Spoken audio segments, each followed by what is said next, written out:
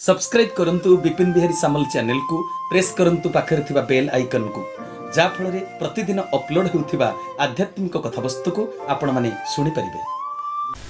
सजन वृंद ए संसार बड़ विचित्र। जो बापा माँ मुंड झाड़ तुंडरे मारी अनेक कष्ट स्वीकार करी पुओ झील को मनीष करी थांती, से पुओ झील बड़ होला परे बापा माँ को हृदय को बुझी पारंती ना।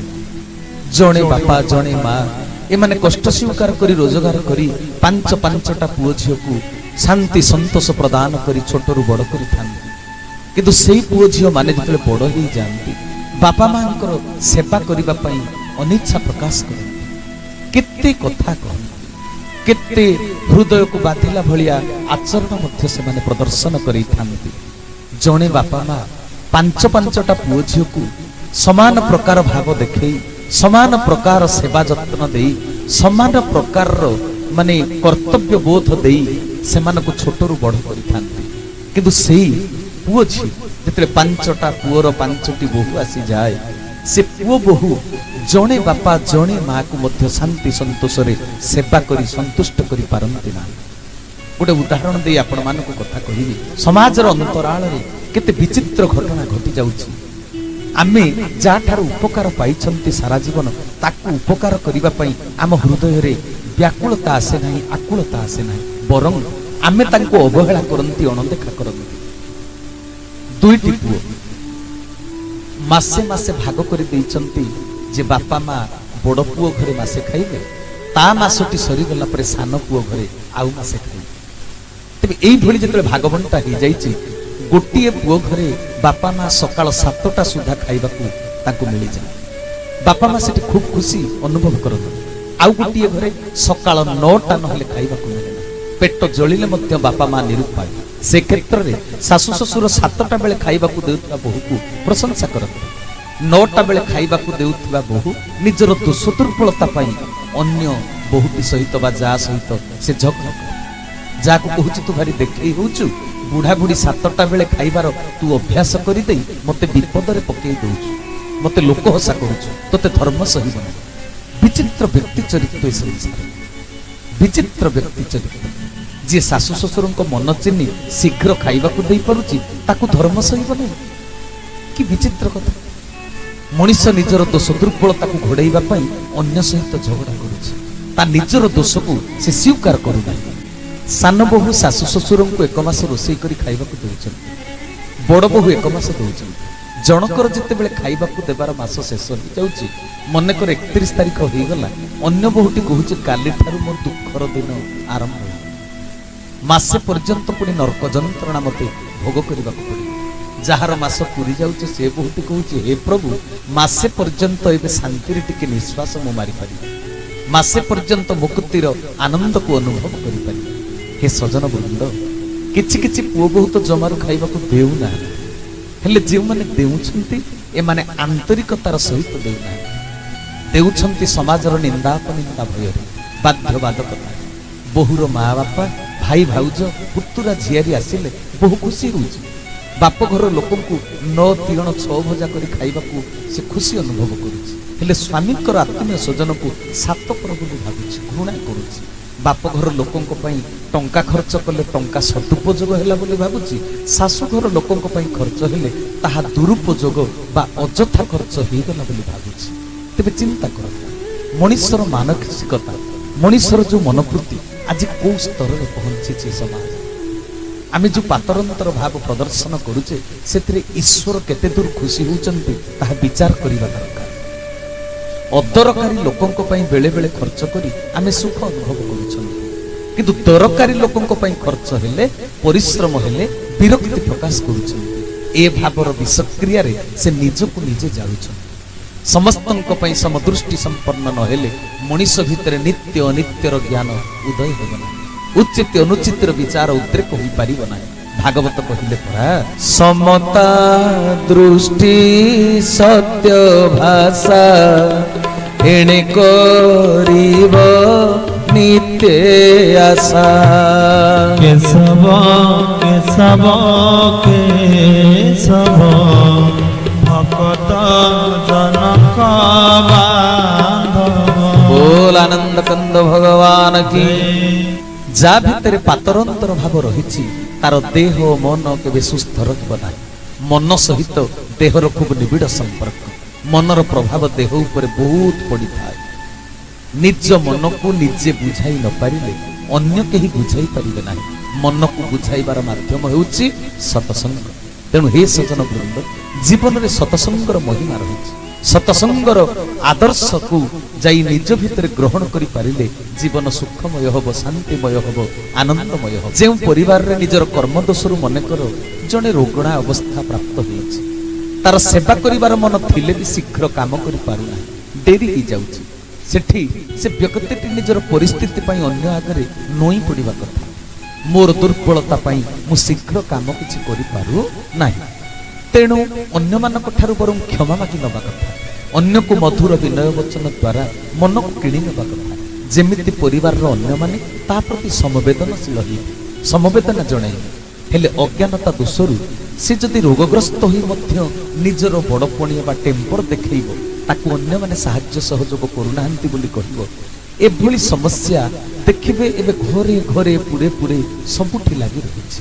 ଯିଏ ଯାହା କରିବା କଥା, ଅନ୍ୟ ଠାରୁ କେମିତି ଯେ ଆମେ ଭଲ ପାଇବାକୁ ଡ୍ର କରିପାରିବା, ସେ ପ୍ରକ୍ରିୟାଟି, ସେ ଯେଉଁ ସୂତ୍ରଟି ମଧ୍ୟ କେହି ଧରିପାରୁନାହାନ୍ତି। ମଣିଷର ବୁଦ୍ଧି ଶୁଦ୍ଧ ନହେଲେ, ମନ ନିର୍ମଳ ନହେଲେ, ଆତ୍ମା ପବିତ୍ର ନ ହୋଇଥିଲେ କୌଣସି କାର୍ଯ୍ୟ ବ୍ୟବସ୍ଥିତ ଭାବରେ ହୋଇପାରେ ନାହିଁ। ହାତରୁ ଗ୍ଲାସଟା ପଡ଼ି ଭାଙ୍ଗିଯିବ, ଦୁଆର ବନ୍ଧରେ ଝୁଣ୍ଟି ପଡ଼ିବା, ବସିଥିବା ଜାଗାରୁ ଉଠି ପଡ଼ିବା ବେଳକୁ ଝରକାରେ ମୁଣ୍ଡ ପିଟି ହେଇ ରକ୍ତ ବାହାରିବା, ରୋଷେଇ ବେଳେ ହାତ ଜଳି ପୋଡ଼ିଯିବା, ପରିବା କାଟୁ କାଟୁ ହାତଟା କଟିଯିବା, ସମସ୍ତ ଅସୁବିଧା ଗୁଡ଼ିକ ନିଜର କର୍ମଦୋଷ। ବ୍ୟବସ୍ଥିତ ବୁଦ୍ଧି ଅଭାବରୁ, ମନ ଚଞ୍ଚଳ ଥିବାରୁ, ନିଜ ଉପରେ ନିୟନ୍ତ୍ରଣ ନଥିବାରୁ, ଅସଂଯମତାରୁ ଏପରି ହୋଇଥାଏ। ପୁଣି ଆପଣ ଦେଖିବେ, ନିଜର ଏପରି କର୍ମଦୋଷରୁ ସେ ଲୋକ ଯେତେବେଳେ ଆଘାତ ପାଇବେ, ଯନ୍ତ୍ରଣା ଭୋଗିବେ, ନିଜ ଦୋଷକୁ ସ୍ୱୀକାର ନକରି ଅନ୍ୟ ଉପରେ କ୍ରୋଧ ପ୍ରକାଶ କରନ୍ତି, ଅଭିମାନ କରନ୍ତି। ନିଜ ବ୍ୟବହାର୍ଯ୍ୟ ଜିନିଷପତ୍ର ନିଜେ ରଖିଥିବେ, ନିଜ ଘରେ ଖୋଜି ଖୋଜି ମଧ୍ୟ ସେ ପାଆନ୍ତି ନାହିଁ। ଗାଡ଼ି ଚାବି ଖୋଜୁଥିବେ, ଚଷମା ଖୋଜୁଥିବେ, ଏପରିକି କଂସା ବାସନକୁ ଖୋଜି ଖୋଜି ନିଜ ଘରେ ମଧ୍ୟ ନୟାନ୍ତ ହେଇଯାନ୍ତି। କିଏ ଅଧିକ କାମ କରି ଥକି ପଡୁଛି, କିଏ କର୍ମ କରିବାର ପ୍ରାରମ୍ଭରୁ କାର୍ଯ୍ୟ କରିବାର ଇଚ୍ଛା ନଥିବାରୁ ବିରକ୍ତି ପ୍ରକାଶ କରୁଛି। ମନଟି ସକଳ ଘଟଣର ମୂଳ। ମନକୁ ଯଦି ନିଜ କର୍ମରେ ସ୍ଥିର କରି ନ ପାରିବ, ତେବେ ଦୁର୍ଲଭ ମଣିଷ ଜନ୍ମକୁ ସାର୍ଥକ କରିପାରିବ ନାହିଁ। ଶାଶୁ ଶ୍ୱଶୁରଙ୍କ ପ୍ରକୃତି ମଧ୍ୟ ବହୁଠାରୁ ତଥୈବଚ। ଶ୍ୱଶୁର ବୁଢ଼ା ଚା ପିଇବେ, ତାଙ୍କର ଅଭ୍ୟାସ ବାଥରୁମ୍ ଥିଲେ ମଧ୍ୟ, ଘର ଭିତରେ ବେସିନ୍ ଲାଗିଥିଲେ ମଧ୍ୟ ସେ ଯାଇ ନଳକୂଅରେ ଦାନ୍ତ ଘଷିବେ। ଦାନ୍ତ ଘଷି ସାରି ଘରକୁ ଆସି ବ୍ରସ୍ କରିବେ। ବୋହୂ କହିଲେ, ବାପା ଆପଣ ବସି ଯାଆନ୍ତୁ, ମୁଁ ଚାଟା ଦଉଛି, ଆପଣ ଚାଟା ଟିକେ ଆଉ ଫୁଟି ଯାଉ, ପିଇ ସାରି ଯୁଆଡ଼େ ଯିବା କଥା ନିଜ କାମରେ ଯିବେ। ଶ୍ୱଶୁର କହିଲେ, ବାଡ଼ିଆଡ଼େ ଟିକେ କାମ ଅଛି, କାମ ସାରି ଦେଇକରି ମୁଁ ଆସୁଛି। ଶ୍ୱଶୁର ଗଲେ ବାଡ଼ିଆଡ଼, ଆଉ ବାଡ଼ିଆଡ଼କୁ ଗଲେ ଯେ ସେ ଆଉ ଆସିଲେ ନା। ବୋହୂ ଶାଶୁକୁ କହିଲେ, ବୋଉ ଚାଟା ନେଇ ବାପାଙ୍କୁ ଟିକେ ଦେଇଦଉନା। ଶାଶୁ କହିଲେ, ମୁଁ କ'ଣ ସ୍ନାନ କରିଛି, ମୁଁ ବା ଅଶୌଚ ଅବସ୍ଥାରେ ଅଛି, ମୁଁ ଛୁଇଁବି କେମିତି? ମୋ କାମ ତ ମୋତେ 18 ହେଇଗଲାଣି, ତୁମମାନଙ୍କ କାମ ମୁଁ କରିବି କେତେବେଳେ? ତାହେଲେ ବୋଉ ବାପାଙ୍କୁ ଟିକେ ଡାକି ଦଉନା, ସେ ଚାଟା ପିଇ ଦେଇ ଯିବେ। ମୁଁ ନେଇଗଲେ ତରକାରୀଟା ପୁରା ପୋଡ଼ିଯିବ, ଭାତଟା ଉତୁରି ପଡ଼ିବ। ଶାଶୁ ଯାଇ ଯେତେବେଳେ ବୃଦ୍ଧ ସ୍ୱାମୀକି କହିଲେ, ଚାଟା ଆସ ପିଇ ଦେଇକି ଯିବ, ବୁଢ଼ା କହିଲେ, ଏଠାକୁ ଚାହା ଆଣିଦିଅ, ନଚେତ ମୁଁ ଚା ବିଲକୁଲ ପିଇବି। ଏ ବିଚିତ୍ର ଚରିତ୍ରର ମଣିଷ ଗୁଡ଼ିକ କେହି କାହାକୁ ବୁଝିବାକୁ ଚେଷ୍ଟା କରନ୍ତି ନାହିଁ, କେହି କାହା ପ୍ରତି ସହଯୋଗୀ ମନୋବୃତ୍ତି ପୋଷଣ କରନ୍ତି ନାହିଁ। ତେବେ ପରିବାରରେ ଶାନ୍ତି ଆସିବ କୋଉଠି? ପରିବାରର ସଂଜ୍ଞା ହେଉଛି ପରିପ୍ରିୟତେ ଇତି ପରିବାର। ପ୍ରିୟତେ ଅର୍ଥ ବରଣ କରିବା। ଗୋଟିଏ ଘରେ ପରସ୍ପରକୁ ବରଣ କରି ନ ପାରିଲେ ପରିବାରରେ ଶାନ୍ତି ସନ୍ତୋଷ ଆସିପାରିବ ନାହିଁ। ଜଣେ ଜଣକୁ ଆପଣାର କରିବା ପାଇଁ ବରଣୀ ପର୍ବ ପାଳନ କରାଯାଏ। ମା ବାପାକୁ ବରଣ କରିଥିଲେ, ବାପା ମାକୁ ବରଣ କରିଥିଲେ, ତାଙ୍କ ସଂଯୋଗରୁ ଛୁଆଟିଏ ଜନ୍ମ ହେଲା, ନାମକରଣ ସଂସ୍କାର ଉତ୍ସବ ପାଳନ ହେଲା, ମା ବାପା ଶିଶୁ ସନ୍ତାନକୁ ଆପଣାର ଭାବେ ସେଦିନ ପୁଣି ବରଣ କରିଥିଲେ। ବରଣ ଶବ୍ଦର ଆହୁରି ସରଳ ଅର୍ଥ ହେଲା ସ୍ୱୀକୃତି ଦେବା, ମାନି ନେବା। ସେ ମୋର ନିଜର ବୋଲି ଅନ୍ତର ସହ ମୁଁ ତାକୁ ମାନି ନେବି। ମା ଯେତେ ଗାଳି ଦେଉଥିଲା, ଝିଅ ସହି ଯାଉଥିଲା, ମତାନ୍ତର ହେଉଥିଲେ ବି ମନାନ୍ତର ହେଉନଥିଲା। ଝିଅ ମାକୁ ମାନି ନେଇଛି, ଇଏ ମୋର ମା। ସେଇ ଝିଅ ଯେତେବେଳେ ଶାଶୁ ଘରକୁ ଯାଇ ବୋହୂ ସାଜିଲା, ଶାଶୁର ପଦେ କଥାକୁ ସେ ସହିପାରୁନାହିଁ। ଶାଶୁ ପଦେ କହିଲେ ତାକୁ 50 ପଦ କହି କଡ଼ା କଥାରେ ଉତ୍ତର ଦେଉଛି। ଏଥିରୁ କ'ଣ ଜଣାପଡ଼ୁଛି? ସ୍ୱାମୀର ମାକୁ ମା ବୋଲି ଅନ୍ତରରୁ ସେ ମାନି ନେଇନାହିଁ, ଗୁରୁଜନ ବୋଲି ଭକ୍ତି ସମ୍ମାନ ଦେଉନାହିଁ। ଶାଶୁ ମଧ୍ୟ ନିଜ ଝିଅମାନଙ୍କର ସୁଖ ସୁବିଧା ପାଇଁ ଯେତିକି ତତ୍ପର ବୋହୂ ପାଇଁ ସେତିକି ତତ୍ପର ନୁହେଁ। ଅର୍ଥାତ୍ ଶାଶୁ ମଧ୍ୟ ବୋହୂକୁ ଝିଅ ପରି ମାନି ନେବାକୁ ପ୍ରସ୍ତୁତ ନୁହେଁ। ପରିବାର ଭିତରେ ରହି ପରିବାରର ସଂଜ୍ଞା ନ ବୁଝିଲେ, ପରିବାରର ନିୟମ ନ ପାଳିଲେ ଶାନ୍ତି ସନ୍ତୋଷ ଆସିବ କେଉଁଠୁ? ପରସ୍ପରକୁ ମାନିନେଲେ ଯାଇ ପରିବାର ବୋଲି ତାକୁ କୁହାଯିବ। ପରସ୍ପରକୁ ନିଜର ବୋଲି ମାନିନେଲେ ଜଣେ ଆଉ ଜଣକୁ ମଧୁର କଥା କହିପାରିବ। ଶତ୍ରୁ ବୋଲି ଭାବିଲେ କଥାରେ ନିଷ୍ଠୁରତା ପ୍ରକାଶ ପାଇବ। ପରିବାରରେ ବେଳେ ବେଳେ କେଉଁଠି ଶାଶୁକୁ ଅଧିକ କଷ୍ଟ କରିବାକୁ ପଡୁଛି, ବହୁଟି କିଛି କାମ କରୁନାହିଁ। ମୁଣ୍ଡ ନ ବିନ୍ଧିଲେ ମଧ୍ୟ ମୁଣ୍ଡ ବିନ୍ଧିବାର ବାହାନା କରି ଶୋଇଯାଉଛି। କେଉଁଠି କେଉଁଠି ଶାଶୁ ପୁଣି ରାଜରାଣୀ ଭଳି, ସେଠରାଣୀ ଭଳି, ସେ ନବାବ ଝିଅ ଭଳି ବସିଛନ୍ତି। ବିଚାରୀ ବୋହୂକୁ ସବୁ କାମ କରିବାକୁ ପଡୁଛି। ଉଭୟଙ୍କ ପ୍ରତି ସମବେଦନଶୀଳ ନୁହନ୍ତି। ଆଉ କେତେକ ଜାଗାରେ ଶାଶୁ ବୋହୂ ଉଭୟ ଭାଗବାଣ୍ଟି କାର୍ଯ୍ୟ କରନ୍ତି, ହେଲେ ଶାନ୍ତି ସନ୍ତୋଷରେ କରନ୍ତି ନାହିଁ, କର୍ତ୍ତବ୍ୟ ଜ୍ଞାନରେ କାର୍ଯ୍ୟ କରନ୍ତି। ବୋହୂ ଅସନ୍ତୋଷ ପ୍ରକାଶ କରି କହେ, ଏ ଘରକୁ ମୁଁ ବୋହୂ ହୋଇ ଆସିଛି କୋଉଠୁ? ମୁଁ ପରା ଚାକରାଣୀ ହୋଇ ଆସିଛି। ଶାଶୁ କହୁଛି, ଏଗୁଡାକ ପାଇଁ ଖଟି ଖଟି ମୋ ସାରା ଜୀବନଟା ବେକାର ହେଇଗଲା। ମା ମାନେ ଏ ଶାଶୁ ବୋହୂ ଉଭୟ କେହି ପରିବାରକୁ ଭଲ ପାଆନ୍ତି ନାହିଁ, ଆପଣାର ଭାବନ୍ତି ନାହିଁ। ଲୋକ ନିନ୍ଦା ଭୟରେ କାମ କରୁଛନ୍ତି, ହେଲେ ନିଜ କର୍ମରେ ସନ୍ତୁଷ୍ଟ ନୁହନ୍ତି। ପରିବାରର ଅନ୍ୟମାନଙ୍କୁ ସାତପର ବୋଲି ଭାବୁଛନ୍ତି। ତେଣୁ ପରଲୋକ ପାଇଁ ଏତେ କଠିନ ପରିଶ୍ରମ କରିବା ବେକାର କଥା ବୋଲି କହୁଛନ୍ତି। ପର ଆପଣାର ଭାବଟି ହେଉଛି ନିଜ ଲୋକର ଲକ୍ଷଣ, ଛୋଟ ଲୋକର ଚିନ୍ତାଧାରା। ଶାସ୍ତ୍ର କହିଛନ୍ତି, ଅୟଂ ନିଜ ପରୋ ବେତି ଗଣାନଂ ଲଘୁ ଚେତସଂ ଉଦାର ଚରିତାନନ୍ତୁ ବସୁଧୈବ କୁଟୁମ୍ବକମ୍। ଏ ସମଗ୍ର ବିଶ୍ୱ ହେଉଛି, ବସୁଧା ହେଉଛି ଗୋଟିଏ କୁଟୁମ୍ବ। ଏ ଭାବଧାରା ଯଦି ଆମ ଭିତରେ ଥାନ୍ତା, ତେବେ ଏପରି ଭାବ ଆମେ ଜନଜଗତ ଆଗରେ ପୋଷଣ କରନ୍ତେନି। ପରିବାର ଭିତରେ ଏଇ ଯୋଉ ଶାନ୍ତି ସନ୍ତୋଷରେ ବଞ୍ଚିବାରେ ଆଉ ଅନ୍ତରାୟ ସୃଷ୍ଟି ହୁଅନ୍ତା ନାହିଁ। ସଜନ ବୃନ୍ଦ, କେଡ଼େ ବିଚିତ୍ର କଥା। ପୁଅ ହେଉ ବା ବୋହୂ, ଚାକିରି କରିଥିବା ଜାଗାରେ ବଡ଼ ଅଫିସର ଆଗରେ ମଥା ନୋଇ ଅତି ସତର୍କ ହୋଇ କଥା କହେ। ଅଫିସର ଯାହା ଆଜ୍ଞା ଦିଅନ୍ତି ଅତି ବିନୟ ହୋଇ ବିନମ୍ର ଭାବରେ ପାଳନ କରନ୍ତି, ନହେଲେ ସସ୍ପେଣ୍ଡ ହୋଇଯିବାର ଭୟ ଥାଏ। ଚାକିରି କ୍ଷେତ୍ରରେ ଅସୁବିଧା ହେଇଯିବାର ଭୟ ଥାଏ, ଦରମା ବନ୍ଦ ହେଇଯାଇପାରେ। ତେଣୁ ସେଠାରେ ଖୁବ୍ ସତର୍କ। କିନ୍ତୁ ଘରେ ବାପା ମା, ବଡ଼ ଭାଇ, ଗୁରୁଜନଙ୍କୁ କଡ଼ା କଡ଼ା କଥା କହି ଜବାବ ଦେଇଦିଅନ୍ତି। ମଣିଷ ଟଙ୍କାକୁ ଜୀବନର ସର୍ବସ୍ୱ ବୋଲି ଭାବିଛି। ତେଣୁ ଟଙ୍କା ଆସୁଥିବା ମୂଳ ଜାଗାରେ ଖୁବ୍ ସତର୍କ ଏବଂ ସଚେତନ। ଇଚ୍ଛା ନଥିଲେ ବି ନମସ୍କାର କରିବାକୁ ପଡୁଛି, ଗୋଡ଼ ଭାଙ୍ଗି ଛିଡ଼ା ହେବାକୁ ପଡୁଛି। ବାପା ମା କଣ ଅଫିସର ଠାରୁ ହୀନ? ଥରେ ଚିନ୍ତା କରନ୍ତୁ ଆପଣମାନେ। ଅଫିସରକୁ ଭଲ ବ୍ୟବହାର ନ ଦେଖାଇଲେ ହଇରାଣ ହେବାକୁ ପଡେ, ଆଉ ବାପା ମାକୁ ଅବଜ୍ଞା କଲେ ତ ମହାପାପ ହୁଏ। ସେଠି ଚାକିରି ଚାଲିଯିବାର ଭୟ ଥାଏ, ଏଠି ତ ପାପ ପୁଣ୍ୟର ଭୟ, ସ୍ୱର୍ଗ ନର୍କର ଭୟ। ପରିବାରରେ କଡ଼ା କଥା କହି ଆଘାତ ଦେଲେ ଇହ ପରକାଳ ନଷ୍ଟ ହେଇଯିବାର ଭୟ ଥାଏ। ପରିବାରରେ ପ୍ରତ୍ୟେକ ବ୍ୟକ୍ତି ପ୍ରତ୍ୟେକକୁ ଆପଣାର ଭାବିବା କଥା। ମଣିଷ ବଞ୍ଚିଥିବା ବେଳେ ସ୍ୱାର୍ଥପର ହୋଇ ଏକା ଏକା ସୁଖ ସୁବିଧା ଭୋଗ କରିବା ପାଇଁ ସମସ୍ତ ପ୍ରକାର ଯୋଜନା କରେ, ଭୋଗ କରିବା ପାଇଁ ଏକାନ୍ତ ଭାବ ଯୋଜନା କରେ। ହେଲେ ଦେହ ଖରାପ ହେଲେ ଅନେକଙ୍କର ସାହାଯ୍ୟ ଦରକାର ପଡ଼େ। ମଲା ପରେ ମଶାଣି ପର୍ଯ୍ୟନ୍ତ ଯିବା ପାଇଁ 4ଟା କାନ୍ଧ ଦରକାର ପଡ଼େ। ତେଣୁ ମିଠା କଥା କହି ପରିବାରର ସମସ୍ତଙ୍କୁ ଆପଣାର କରିବା ଦରକାର। ପଞ୍ଚସତୀଙ୍କ ମଧ୍ୟରେ ଅନ୍ୟତମା ସତୀ ଦ୍ରୌପଦୀ, ବୁଦ୍ଧିମତୀ, ତେଜଦୀପ୍ତା, ଅଗ୍ନିକନ୍ୟା। ହେଲେ ଅସାବଧାନ ହୋଇ ଗୋଟିଏ ନିଷ୍ଠୁର ବାକ୍ୟ ପ୍ରୟୋଗ କରିବାରୁ ରାଜସଭାରେ କର୍ମଫଳ ଭୋଗ କରିବାକୁ ତାଙ୍କୁ ପଡ଼ିଥିଲା। ପଦେ କଥା ପାଇଁ ଏତେ ବଡ଼ ପରିବାରରେ, ମାନେ ଗୋଟେ ଏତେ ବଡ଼ ମହାଭାରତ ଯୁଦ୍ଧ ହେଇଗଲା, ପରିବାରଟା ଛାରଖାର ହେଇଗଲା। ଦୁର୍ଯ୍ୟୋଧନକୁ କହିଥିଲେ ଅନ୍ଧର ପୁତ୍ର ଅନ୍ଧ। ଯୁଧିଷ୍ଠିରଙ୍କ ପତ୍ନୀ ହିସାବରେ ଦ୍ରୌପଦୀର ଦିଅର ହେଉଛନ୍ତି ଦୁର୍ଯ୍ୟୋଧନ। ଆମ ସଂସ୍କୃତିରେ ଦିଅରକୁ ଥଟ୍ଟା କରିବାର ପରମ୍ପରା ରହିଛି, ହେଲେ ଧୃତରାଷ୍ଟ୍ର ତ ଦ୍ରୌପଦୀଙ୍କର ଜ୍ୟେଷ୍ଠ ଶ୍ୱଶୁର, ବଡ଼ ବାପା, ଗୁରୁଜନ। ଗୁରୁଜନ ହେଉଛନ୍ତି ଭକ୍ତି ଆଉ ସମ୍ମାନର ଅଧିକାରୀ, ପୂଜାର ଯୋଗ୍ୟ। ତାଙ୍କୁ ଥଟ୍ଟା କରିବାର ଅଧିକାର କେବେ ଦ୍ରୌପଦୀର ନଥିଲା। ଗୁରୁଜନକୁ ଅନ୍ଧ କହି ନିଷ୍ଠୁର ବଚନ ପ୍ରୟୋଗ କରିଥିବାରୁ ଦ୍ରୌପଦୀ ତାର କର୍ମଫଳ ଭୋଗ କଲେ। ଦ୍ରୌପଦୀ ଧୃତରାଷ୍ଟ୍ରକୁ ଅନ୍ତର ଭିତରେ ବରଣ କରିପାରିନଥିଲେ। କର୍ମ ଅନୁସାରେ ପୁଣି ଫଳ ଭୋଗ କରିବାକୁ ପଡ଼ିଥାଏ। ସଜନ ବୃନ୍ଦ, କୌଣସି ଅନ୍ଧ କେବେ କାହାକୁ ବିପଦରୁ ଉଦ୍ଧାର କରିପାରିନଥାଏ।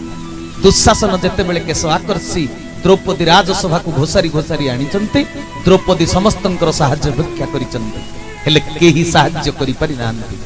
ଗୁରୁଜନକୁ ଅନ୍ଧ କହି ଉପହାସ କରିଥିବାରୁ ରାଜସଭାରେ ଅନ୍ୟମାନଙ୍କର ଆଖି ଥିଲେ ମଧ୍ୟ ସମସ୍ତେ ଅନ୍ଧ ପରି ଆଚରଣ କରିଛନ୍ତି। ଦେଖି ନ ଦେଖିବାର ଆଚରଣ ସମସ୍ତେ ପ୍ରଦର୍ଶନ କରିଛନ୍ତି। ହେ ସଜନ ବୃନ୍ଦ, ସମସ୍ତେ ଅନ୍ଧ ପାଲଟି ଗଲେ। ଏହା କାଳର ବିଚାର। ତୁମେ ଯେଉଁ ଶବ୍ଦ ପ୍ରୟୋଗ କରି ଯାହାକୁ ଗାଳି କରିଥିବ କାଳ ଉପନୀତ ହେଲେ ତୁମେ ସେହି ଶବ୍ଦର ଆଧାରରେ ହିଁ ଦଣ୍ଡିତ ହେବାକୁ ପଡ଼ିବ। ଜଣେ ତାର ମନ୍ଦ କର୍ମ ଦୋଷରୁ ଅନ୍ଧ ହୋଇ ଜନ୍ମ ହୋଇଛନ୍ତି, ସେ କାଳସୂତ୍ରରେ କର୍ମର ଫଳ ଭୋଗ କରୁଛନ୍ତି। ସେ ଅନ୍ଧ ଏକଥା ସତ୍ୟ, କିନ୍ତୁ ଏ ସତ୍ୟ ତାର କର୍ମ ଫଳକୁ ସୂଚେଇ ଦେଉଥିବାରୁ ଅନ୍ଧକୁ ଅନ୍ଧ ବୋଲି ସମ୍ବୋଧନ କରିବା କେବେ ବି ଉଚିତ ନୁହେଁ। ସେ ଦୁଃଖୀ ହେଇଯିବ, ଆତ୍ମାକୁ ବାଧିବ। ତା ଆତ୍ମାକୁ ବାଧିଲେ ପରମାତ୍ମାଙ୍କର ବିଚାର ସେ କରିବ, ପରମାତ୍ମାଙ୍କ ପାଖକୁ ବିଚାର ଚାଲିଯିବ। ଦ୍ରୌପଦୀ ସେଇ ବିଚାରର ସମ୍ମୁଖୀନ ହୋଇଥିଲେ। ପ୍ରଭୁ ତାଙ୍କର ଲଜ୍ଜା ନିବାରଣ କଲେ ମଧ୍ୟ ଜଣେ ନାରୀ ରାଜସଭାରେ ସର୍ବଜନ ସମକ୍ଷରେ ବେଇଜ୍ଜତ ହେଇଛନ୍ତି। ତେଣୁ ନାରୀ ସବୁବେଳେ ମଧୁର ଭାଷିନୀ ହେବା କଥା। ହେ ସଜନ, କେବଳ ନାରୀ ନୁହେଁ, ପୁରୁଷ ମଧ୍ୟ ମିଷ୍ଟଭାଷୀ ହେବା ଉଚିତ। କାରଣ ଆତ୍ମାକୁ ବିଚାର କଲେ ସେଥିରେ ଲିଙ୍ଗ ଭେଦ ନାହିଁ, ଆତ୍ମାରେ ନାରୀ ପୁରୁଷର ପ୍ରଭେଦ ନାହିଁ। ତେଣୁ ସମସ୍ତେ ଏ ଜଗତରେ ଧରାପୃଷ୍ଠକୁ ଶ୍ରେଷ୍ଠ ଜୀବ ମଣିଷ ହିସାବରେ ଯିଏ ବି ଜନ୍ମ ଗ୍ରହଣ କରି ଆସିଛନ୍ତି, ମୁହଁରେ କେବଳ ମଧୁର ମିଠା କଥା କହିବା ଦରକାର। ନିଜର କର୍ମ ଦୋଷରୁ ମଣିଷ ଏଇଭଳି ଭାବରେ ଜୀବନର କୌଣସି ଏକ ସମୟରେ ଅନେକ ଦୁଃଖ ଭୋଗ କରିଥାଏ। କର୍ମର ଫଳ ତାକୁ ପ୍ରାରବ୍ଧ ରୂପରେ ଗ୍ରହଣ କରିବାକୁ ପଡ଼ିଥାଏ। କିନ୍ତୁ ମଣିଷ ବୁଝିପାରେନି ମୁଁ କାହିଁକି ଏତେ ଦୁଃଖ ଭୋଗୁଛି। ପ୍ରତ୍ୟେକଟି ମଣିଷ ନିଜ କଲା କର୍ମର ଫଳ ଭୋଗ କରନ୍ତି।